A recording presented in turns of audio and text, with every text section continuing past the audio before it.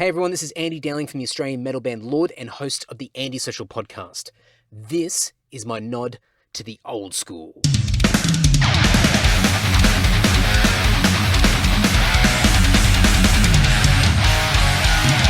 This podcast series is all about the old school mixtape and compilation, where I get to talk to some of the best in the business about their first introductions to heavy music and what were on those early mixtapes. My nod to the old school is brought to you by Lord's brand new album, Fallen Idols, available right now through Dominus Records and lord.net.au. For us, Fallen Idols was inspired by that old school mixtape, and whether you love thrash metal, power metal, melodic death, black and thrash, or even a bit of AOR, Fallen Idols is the ultimate metal mixtape that throws back to the nostalgic past of when we all first discovered heavy music, but accompanied by a fresh, modern, world-class production. Here's a quick clip from track 10 of Fallen Idols titled Master of Darkness.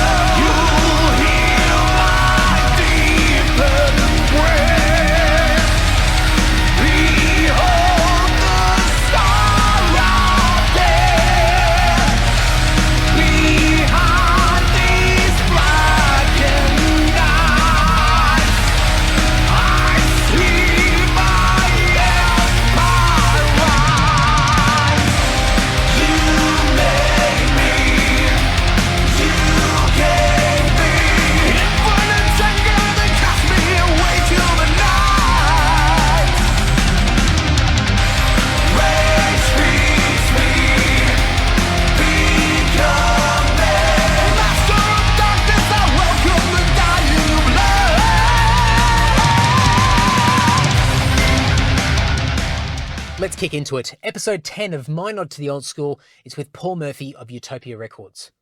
Now, if you're unfamiliar, Utopia's been around since 1978, and it could be argued that they are one of Australia's most popular metal stores. People from all over the country come to Sydney to visit Utopia, and a lot of international travellers, when they're coming through, will have Utopia on their list as a must-see, a landmark, a destination to go to, especially touring musicians. So when it comes to Paul Murphy, he's been with Utopia for a large chunk of that time, and many of us refer to him as Mr. Metal. Like, he knows his stuff. This guy lives for it. He breathes it. He's passionate for it. And to be honest, he gets paid for it. Like, what a dream job. Like, just crazy. What a lucky bugger. So Paul is the perfect person to wrap up this podcast series. He's met pretty much everybody worth knowing in the metal world. He's probably met the majority of people on this podcast series. I didn't check, but I'm sure he has. And he has so many great stories to share. So in this chat, we only just scraped the surface. I'm going to have to do a part 2, do an Andy Social episode with him at some point, because he's met a lot of cool people and done a lot of amazing things over the years. But in this chat, he talks about growing up in Western Sydney with the Mortal Sin guys, his band Killswitch, mixtapes, and a lot of other cool stuff. So if you want to learn more about Paul and Utopia, go to utopia.com.au. As always, and as mentioned in previous episodes, you can go to lord.net.au, and you can also check out andydowling.net. I must say thank you for listening to all of these episodes. I really hope you enjoyed it.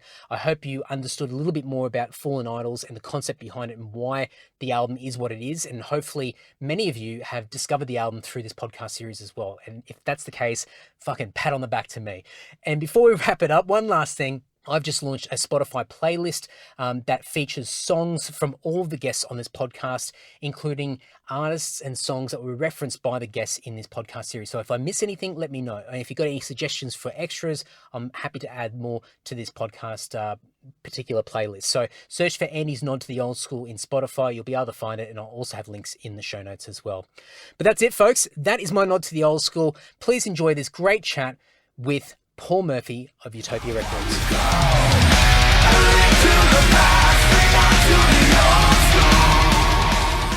My very first mixtape, that's kind of weird, because I kind of grew up a little different to everyone else. That I have a brother that's 15 years older than me. So from the age of 6, I think it was 1971, he gave me a copy of, he bought me a 7-inch single, which was Speed King on one side and Black Knight on the other. Wow, nice. So I was listening to Deep Purple, Led Zeppelin, Emerson, Lake and Palmer, Jimi Hendrix, King Crimson, early Pink Floyd, and all that sort of music when I was like 6 and 7 years old. So, you know, by the time I was, 10 or 12 and going to school with Joe Buttigieg from Addictive, and, Matt Mora was a couple of years ahead of us at school, I already had a pretty good rock pedigree as a kid. Like by the time I was 13, I'd seen Thin Lizzy and UFO. But I do remember when I first took Joe and some of the other Blacktown headbangers to Utopia in 1980, and we all came home with like a couple of singles each, or maybe one album. We'd all go to each other's houses, or we'd pick one person's house each weekend, and we'd go to Utopia, buy a record or two each, or whatever we could scrape together. Then we'd head back to the suburbs, go to one person's house, and we'd all tape what we didn't buy. We'd buy a little 3-pack of tapes. So we ended up, it was, even to this day, someday I'll go, oh man, I'm going to go and listen to this album. And then I'll look through my collection. I go, man, I know this album off by heart. How do I not have, say, Earthshaker by Y&T? All the other albums are there. Where's Earthshaker? Oh, that's right. Joe Buttigieg bought that. That's the day I bought Strong Arm of the Law, and he taped my Strong Arm of the Law, and that I taped that, and I never got around to buying it. Wow. So there was a lot of that type of stuff.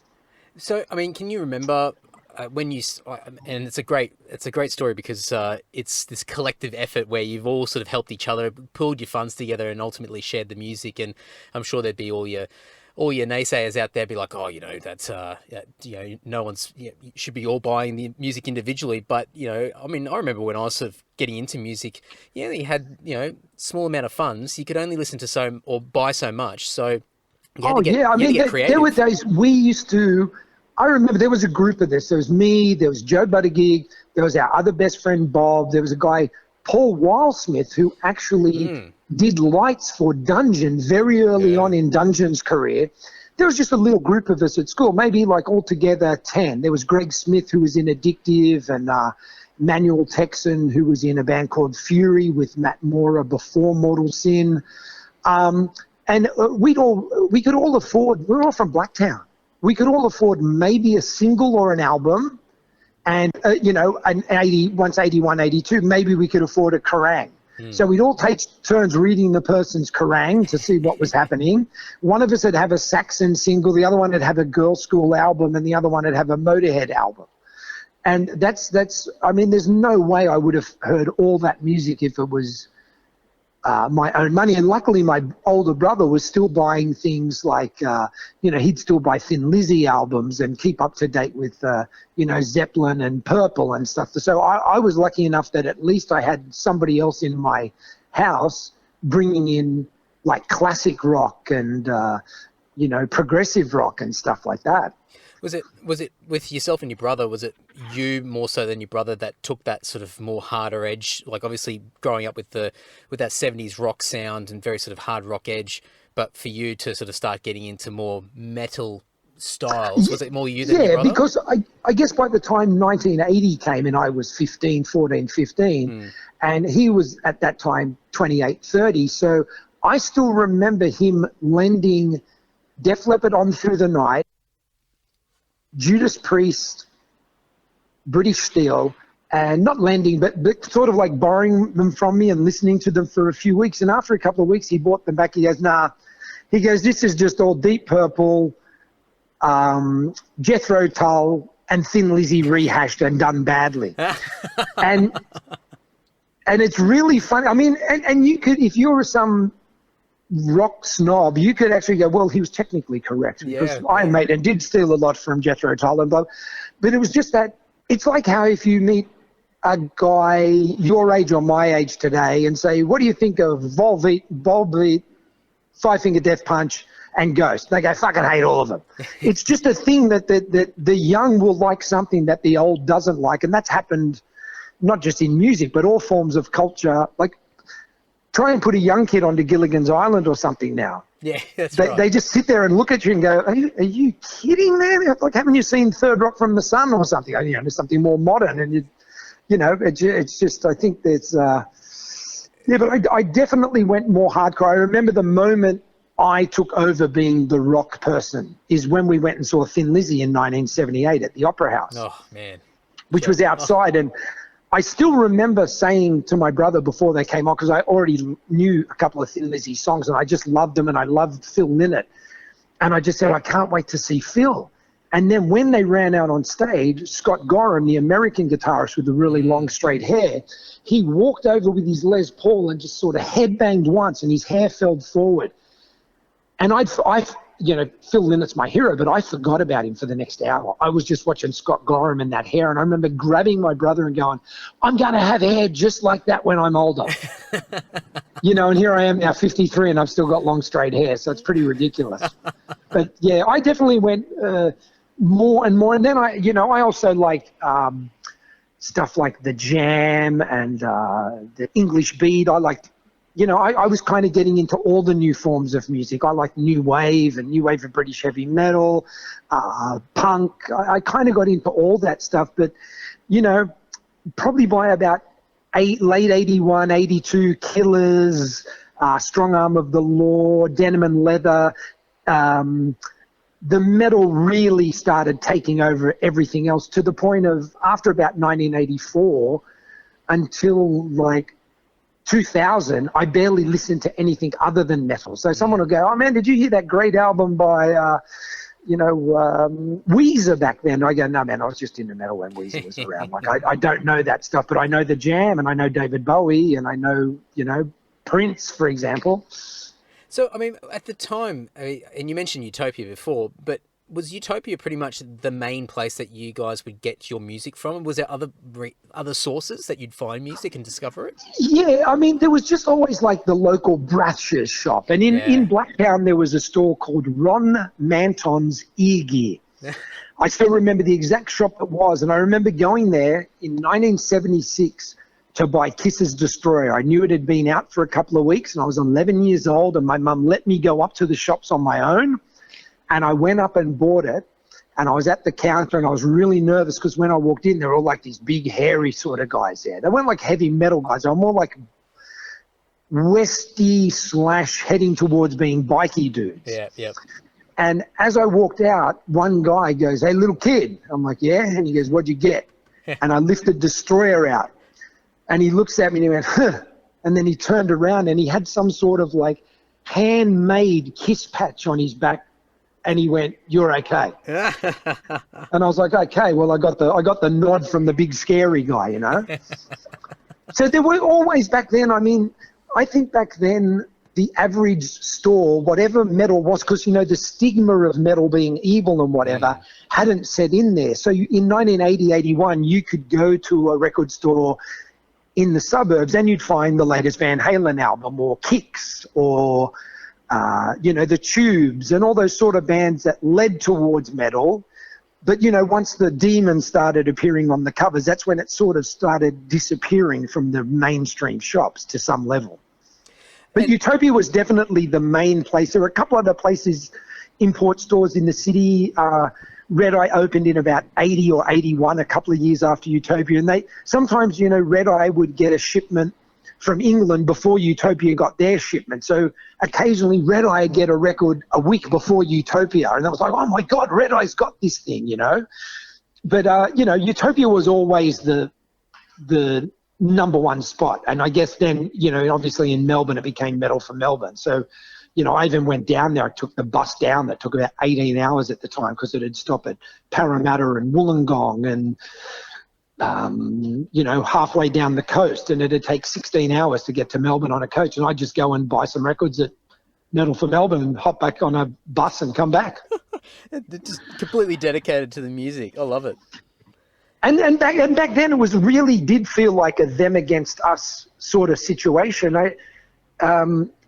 Sometimes I talk with guys like Steve Hughes and Tony Knoll from Slaughterlord, who I was in a band with when we were very young. If we were walking down the street in the city, if we were wearing Judas Priest and Iron Maiden T-shirts, if we saw someone 200 meters away and went, is that guy wearing a Crocus shirt? We'd almost run to them to meet them and say hi.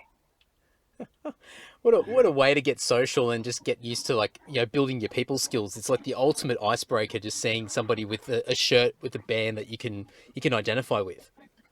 Yeah, and sometimes that stuff all turns full circle, that we were once the young guys that were really into it, and everyone, I went a few years back. I went up to the mountains with Steve Hughes because he's from the mountains, and we used to spend a lot of time walking around Katoomba and Blaxland and those places. So we went up to Blaxland together, and we bumped into one of our friends who's probably 5 years younger than us, and he had a new wife, an American woman. And we sort of walked up to them, and I could just see the little top of a letter on. She had a leather jacket done nearly the whole way up, but I could just see the little bit of a top of a letter. And I went, "Oh, nice Bathory T-shirt." And she looked us up and down, and she goes, "I wouldn't even think two guys like you would even know who Bathory were." Steve Hughes looked at her and went, "Bitch, I'm thanked on the third album," and just walked off. You know, because he used to tape trade and talk to Cawthorn back in the day. Cawthorn, for years, he wore a chicken bone around his neck because Cawthorn sent out chicken bones to his friends.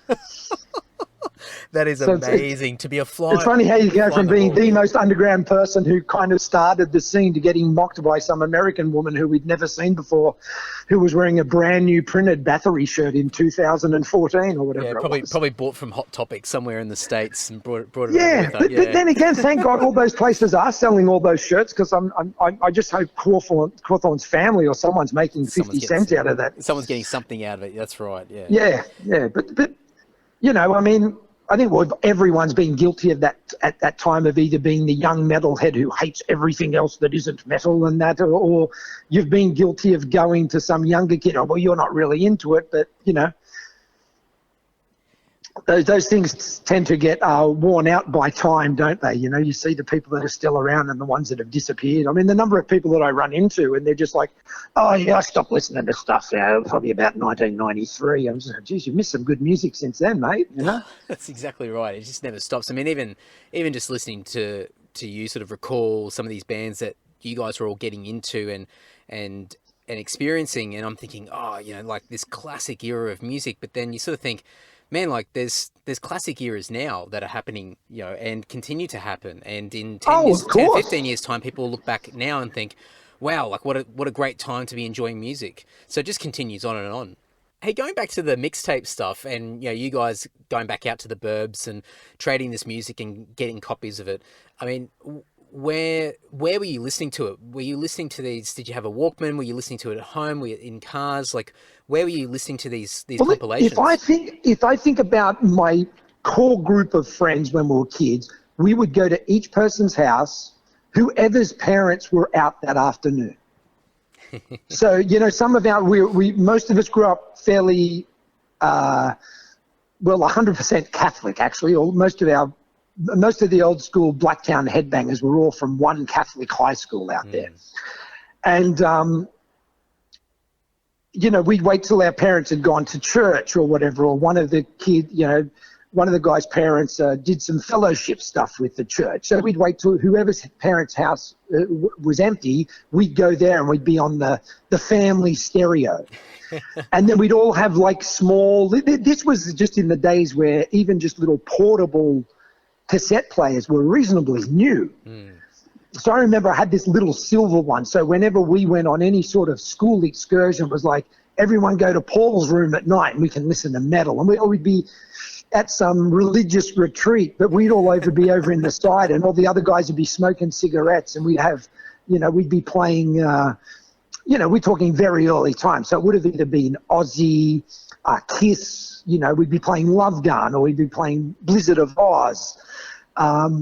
You know, much to the shock of our Catholic teachers, you know, we quickly, even before black metal or anything like that ever came around, we were completely demonized for liking Judas Priest and Kiss. We absolutely loved it at the time. I still remember one of the only times we ever had matching shirts. Joe and I both had a iron-on print Judas Priest Killing Machine shirt.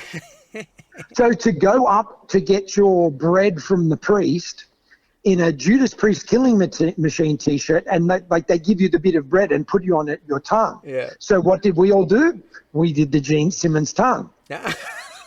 So, you know, you meant to just open your mouth and put your tongue out a little bit, and they put the thing. We do, you know, like, and, you know, then I still remember one guy used to walk into the church all the time, and he'd grab the holy water thing and drink it. And I let him do it for about a year. And then one day I went, "Hey, you know, you do that all the time." And he went, "Yeah." And I go, you know, everybody else's fingers have been in there, right? Yeah. So he didn't realize that, you know, like, you know, we were pretty dumb out there back then. You know, we weren't that. It makes it, I mean, it would have been exciting times just because, you know, music in general, at the time and all that sort of, those bands and those songs coming through would have been great, but discovering music in general, when we first heard songs, like when we first heard the Black Tiger album by Y&T, and Dave Meneketti's guitar playing on that was just like astounding. Or I still remember the first time, this was even earlier, 78, and I rang Joe and I said, Joe, I just got this album by this band, and they thanked Gene Simmons on the record. And he's like, what is it? And I go, it's this band called Van Halen. Man, the first time I heard that, I mean, my God, that record was like having your head removed and shoved up your ass. It was, you know, I thought Kiss's Love Gun was as full on as music could ever become. And then all of a sudden Eddie Van Halen's doing this magician work, and David Lee Roth's up the front just screaming his lungs out. It was just, you know, it was just unparalleled, never before even thought of. I mean, this made Led Zeppelin look like old men.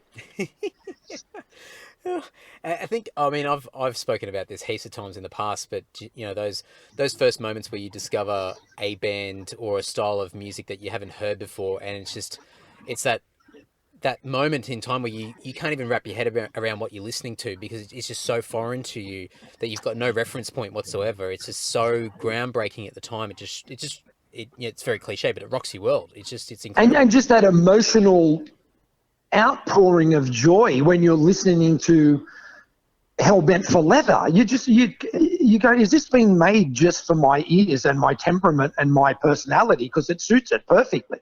And these I also find these are the times I'll never forget, these early days. And I go home and I go through, I still have all my old cassettes in drawers. So I open up my drawers and go, oh, there's the cassette Steve made me of Liege Lord and Fate's Warning. Oh, there's a cassette Joe, because it's still got their handwriting on it.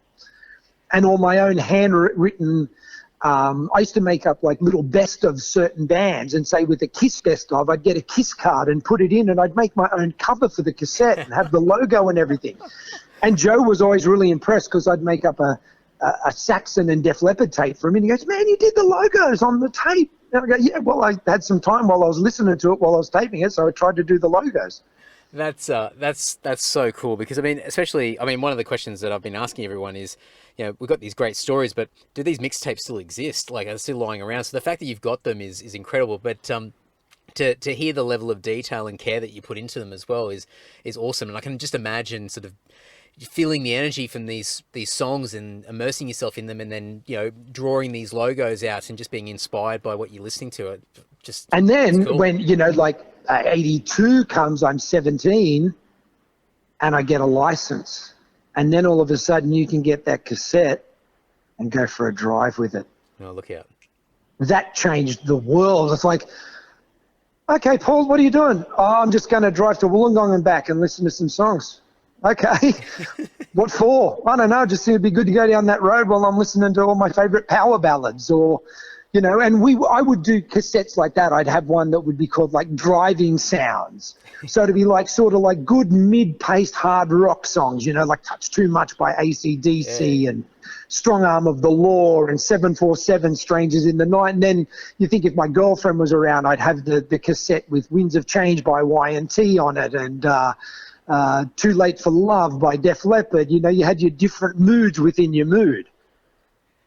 Oh, man, I'm just thinking about all those early sort of compilations that I'd put together, and yeah, it would be 100% that. You're trying to find a theme across the, you know, whether it be lyrically or the sound or whatever it is, and for time of day as well. Like, you know, some of those darker, more atmospheric songs you'd have, you know, they would be your nighttime, you know, mix that you'd put on, you know, driving late at night, you know, through the city or out in songs like China White by Scorpions on Blackout, you know, those kind of different songs. After 10 songs either about screwing or being in love, all of a sudden there's this really weird song called China White, and you don't even know what heroin is at that age or what they're going on about. And you go, that's some wild stuff they're singing about, you know. It's just, and the other wild thing about a lot of my mixtapes is when I listen to them now, I'm listening to it and it goes through, you know, there'll be like a a song off the first Pantera record, and then Lizzie Borden, and then the English Rage and different bands, and then it kind of stops, and then I hear a click, and I'm like, what's this? And then there's like in the last minute and a half left, at some stage over the years, I was practicing and decided to just record a little solo I was making up. So I've got all these little things of me playing guitar at 13 and 15 years old with a nylon string guitar, just trying to shred and play hammer-ons. I'm like, man, that's some nonsense I'm playing right there. But, when I hear it I remember it, I go, I remember writing that riff. Wow. So you've potentially got these little hidden gems hidden in these tapes. And I think gems might be stretching it a little bit. Oh, you never know. I mean, someone with absolutely no talent at the time playing an upside-down right-handed guitar and trying to do hammer-ons on a Suzuki classical guitar. I'm not sure how great it is, but... Well, you could just have the right set of ears listening to it one day. Somebody else will go, oh, that sounds like it could be an idea. It could manifest into something. So exactly. Knows? Or it and just I brings also back a memory. find from those early bands I liked, whether it was because the metal bands were so different. You loved Iron Maiden, and you loved Kiss, and you loved the Scorpions, and you loved Def Leppard, but then you loved Venom just as much. Yep. But so I can see how from liking Kiss and Venom back then is why nowadays I can like bands like Psychroptic and Archspire, but also like bands like Night Flight Orchestra and Ghost. Yeah. Because it set me up to have an open set of ears. That's right. You appreciate everything for what it is, and the common theme with us as well is a good song's a good song, and if it ticks the boxes as far as something that's listenable and enjoyable, then it doesn't matter what elements make up that song. It's just it's great music. Yeah, of course, and I mean obviously before you were in the band and since you've been in the band, Dungeon and Lord have always done that as well. Like, okay, we're going to throw a Kylie Minogue song on our record. We're going to do a Kylie Minogue. Really? Well, that's a great song. I don't care what anyone says. That's a great song. Yeah, I think we've definitely pushed people's comfort zones over the years with certain song choices. Yeah, I'd say you would have lost one or two fans along the way there, but that's what happens. Oh, look, it's all a bit of fun, and I think most people. Yeah, and sometimes the great thing about being in a shop like Utopia is you get to change people's mind in a heartbeat. Some type of people come in the shop, and they'll walk up to the counter and they'll go, well, what's this, mate? And you go, oh, this is the new Overkill album. And I go, I've always hated Overkill. This sounds incredible. Yeah. Sometimes people think they have an opinion, but then they walk into the store cold and hear something in the store and other people are getting into it, and they'll walk up and go, man, this is amazing. What's this? And I go, man, this is that band you just walked in and you were bagging out when you saw the poster. You go, what are they selling this shit here for? It's... But that's everyone's innocent and guilty of liking good stuff and liking bad stuff. I mean, I always say, I like Possessed as much as I like Poison, and no one's going to change my mind. I've always liked both of those bands, and I don't care if anyone else does or doesn't like either of those bands. I think there's a real metal quality to that, where it's metal's always stereotyped as being this rebellious sort of form of music, and even the lifestyle and the attitude, and I think just allowing yourself to be unashamed about what you like and the different genres of music, and even if they look like they conflict, that's rebellious in itself. And I think that's got that metal attitude that you don't really care. It's great music, and it's and sometimes those people that have got the balls to stand up like that, they end up being the most fun people. Yeah, absolutely. I reckon we'll definitely have to catch up at some stage down the track, because I think you've got some pearlers to tell. So, Paul, thank you so much for sharing some of these stories. And I look forward to having a squiz at some of your skillful artwork on these mixtapes. I never said skillful.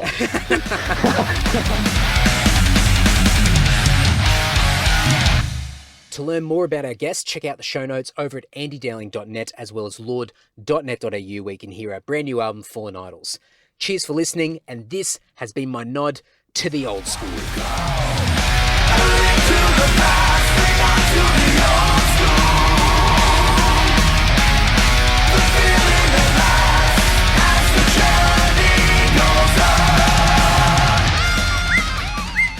Larry. Larry, please.